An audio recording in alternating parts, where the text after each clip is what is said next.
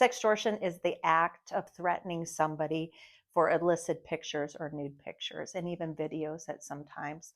What we're seeing today in trends, especially in the last 2 to 3 years, are young individuals that are being targeted and preyed upon within our social media platforms, gaming platforms, dating sites. And the highest trend we're seeing are young boys age 14 to 17. When they target these individuals, they actually will look at people's pages. If your pages aren't private, they will scan your pages, look for information. They'll look for vulnerabilities, especially online. Once they identify a potential vulnerable candidate, they will begin to make contact with them. They'll friend request them.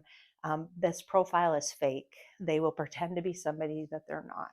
Typically, it's males behind this doing this and not necessarily females, but they'll portray themselves as model-ish and really build that love bombing and build that relationship and try to connect with them. They'll learn the information about them. They'll look at their friends, find out their interests, and then they will play that person who truly says, I love you, I care about you.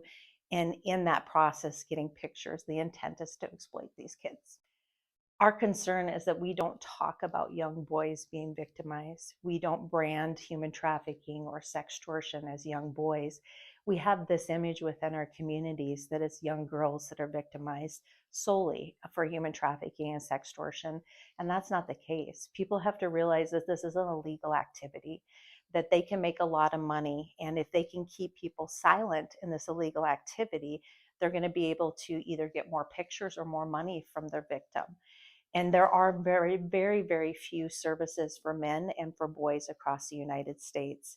There's one organization that has beds for young boys that are victimized by sex crimes or human trafficking in the United States. We don't brand it, we don't talk about it. So if I'm an illegal organization, where am I going to go? I'm going to go where nobody is talking about it, where I can stay hidden doing this. And my victims, we've seen this increase, especially with young boys, of suicides because we don't provide a safe place for young boys to go to disclose. We have a community that says, you know what, you're a young boy, you're strong enough, you can handle this. You don't have to talk about it. We don't talk about these things. We're ashamed of these things. And perpetrators prey upon that vulnerability of shame. And we're seeing this increase of suicides with young boys. So, two types of sextortion. Traditional sextortion is where an individual threatens somebody with their pictures. They may send them a video or explicit pictures, but their intent is to get more pictures. And so they continue to blackmail that person for more pictures or more videos. Actually, they can encrypt into their computers and get their passwords to steal their private information as well. And that has happened. You have financial sextortion, where individuals are starting that process by asking for illicit pictures, nudie pictures, or videos. Once they receive those, they begin to blackmail and threaten them for more money. Go get your mom's credit card, send me hundreds of thousands of dollars.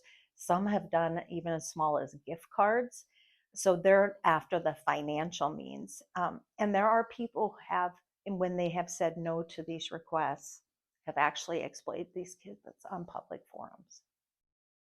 So they could do this up for months to weeks, but sometimes the victims don't make it that long because of the shame and the guilt and the tactics of these perpetrators. Online has no boundaries. Somebody can perp your kid from a third world country and still have that same access as they would if they were local. Over 60% of victimizations are happening online. They're not happening face to face, and they can stay hidden. So when we talk about a jurisdiction issue, if you have a room of people who are hired 8 hours a day to perp your kids to make money and get pictures that they can then use on pornography sites, they can use on the black web, they can sell those pictures wherever they want and make money however they see fit, they can't be charged because they're in a third world country. So now our law enforcement has legal jurisdiction issues because they cannot properly charge these cases, nor can they track them.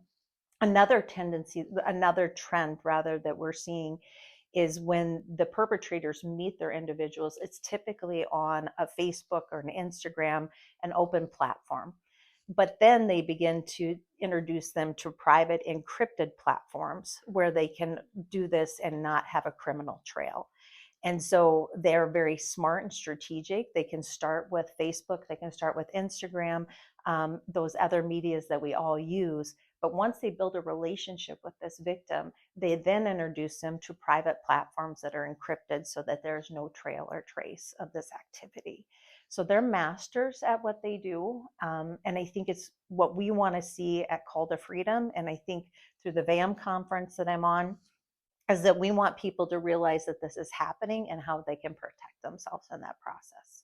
Some of the following tips can ensure online safety. Don't accept a friend request from anyone online you don't know in real life. Don't give any personal information, such as your email, to anyone you've not met in person. If someone you don't know asks for personal identification information, say no. Never share your passwords with anyone. Don't use easy passwords such as pets' names, birth dates, or anything that someone can guess by reviewing your profiles on your websites or even on your social medias.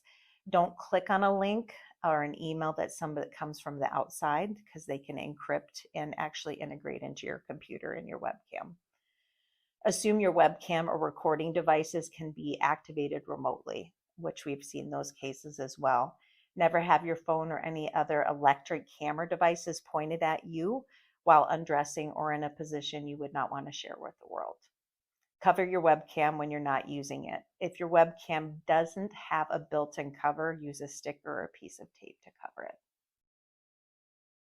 And these people are master manipulators and controllers, that they will use every tactic. It's your fault. You wanted to do this. You liked it. Saying comments like this to young kids that don't even know their own emotions or feelings at this time because they're just developing. These perpetrators are purposely targeting our kids. They are sitting in rooms, picking out kids online to target and to perpetrate through sextortion. And it has to stop. We need to hold the tech platforms more accountable for what they're doing. There needs to be better safety measures. Legislation needs to go through to make sure that they are being held accountable. But more importantly, parents, be involved.